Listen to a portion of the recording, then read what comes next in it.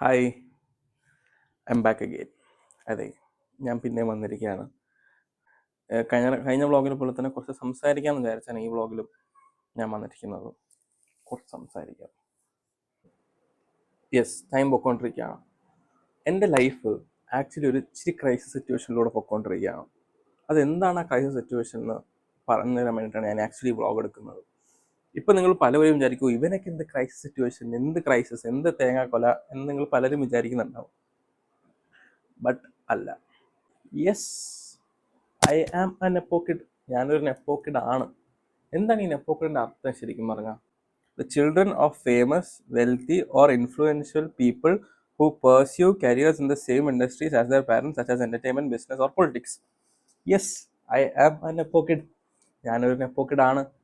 എൻ്റെ അച്ഛനെയും എൻ്റെ അമ്മയും വെച്ചിട്ടാണ് ഞാൻ അറിയപ്പെടുന്നത്. And I am really proud of that. പക്ഷേ ഈ അച്ഛനെയും അമ്മേനെയും മാത്രം വെച്ചിട്ട് നമുക്ക് നമ്മുടെ ലൈഫ് മുമ്പോട്ട് പോകാൻ പറ്റുമോ എന്നുള്ളതാണ് എൻ്റെ ക്വസ്റ്റ്യൻ.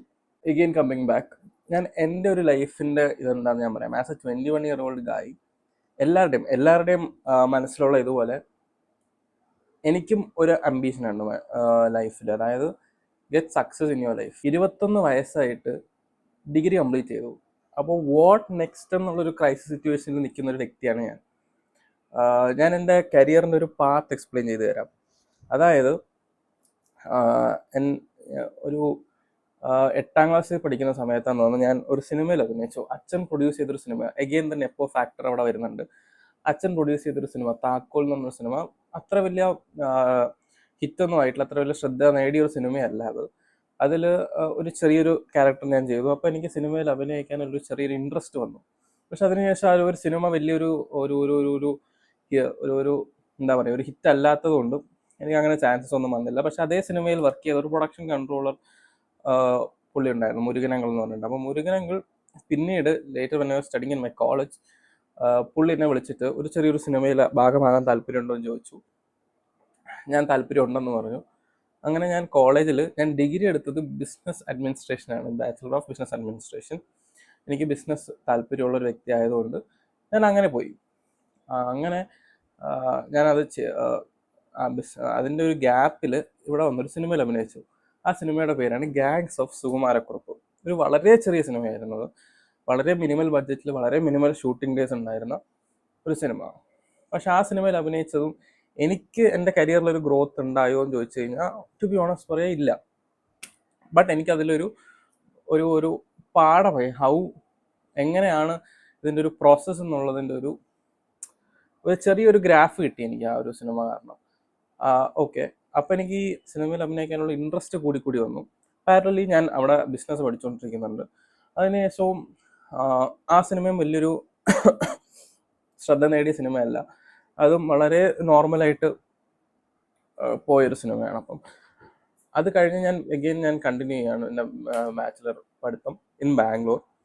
അപ്പോൾ പഠിത്തം ഏകദേശം തീരാറായ സമയത്ത് എനിക്ക് മനസ്സിലായി എന്തെങ്കിലും I have to do something എന്നുള്ള രീതിയിൽ ആണ് ഞാനൊരു പെർഫ്യൂം ബ്രാൻഡ് തുടങ്ങിയത്. ഞാൻ നേരത്തെ പറഞ്ഞ ആ പെർഫ്യൂം ബ്രാൻഡ് അതെന്താണെന്ന് കാണിക്കാൻ വേണ്ടിയിട്ടാണ് ഞാൻ ഈ ഒരു ആംഗിൾ ഇപ്പോൾ സെറ്റ് ചെയ്തിട്ടുള്ളത്. അതിൽ show you.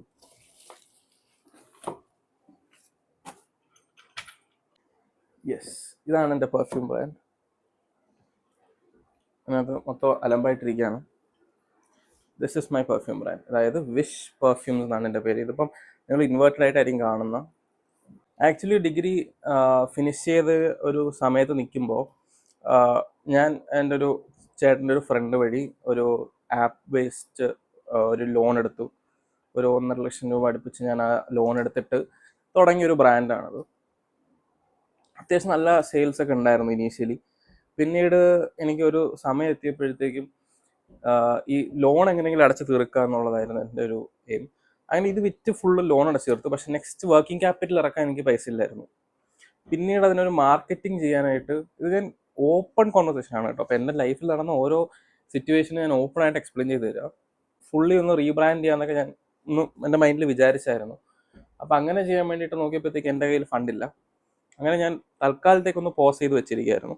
But very soon എനിക്ക് ഈ ഇത്രയും ഇരിക്കുന്ന സ്റ്റോക്ക് തീർക്കണം.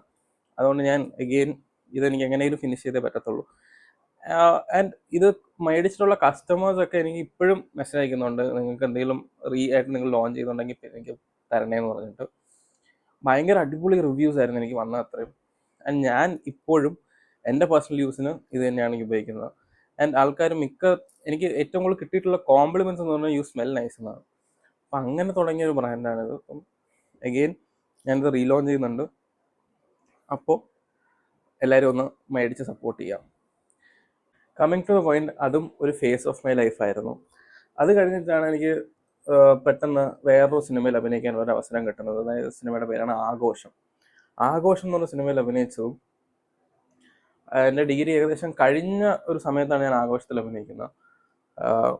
അതും വലിയൊരു വിജയമാവാത്തതുകൊണ്ട് ആ ഒരു അഭിനയം പെർസ്യൂ ചെയ്യാനുള്ളൊരു ആഗ്രഹം, കരിയർ അവിടെ സ്റ്റക്കായിരിക്കുകയാണ് ഇപ്പം.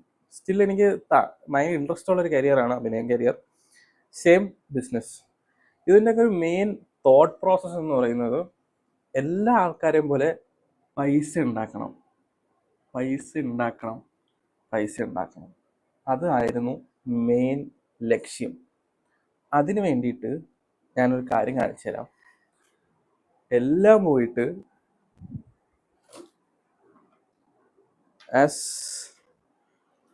ആമമോതിരം വരെ മേടിച്ചിട്ടു. ആമമോതിരം കാശ് വരുമെന്ന് വിചാരിച്ച് ആമമോതിരം വരെ ഇട്ടു. അപ്പോൾ ഡെയിലി എൻ്റെ ലൈഫിൽ ഇപ്പോൾ ഭയങ്കര സ്ട്രെസ്സായിക്കൊണ്ടിരിക്കുകയാണ് എനിക്ക്. എന്ന് വെച്ച് കഴിഞ്ഞാൽ ഞാനൊരു സ്റ്റക്കാണ്. ഇനി വാട്ട് ടു ഡു നെക്സ്റ്റ് എന്നുള്ളതിൽ ഞാൻ സ്റ്റക്കാണ്. അങ്ങനെ പൈസ ഉണ്ടാക്കണം എന്ന് പറഞ്ഞ് തുടങ്ങിയ ഇത് തന്നെയാണ് to be honest YouTube channel.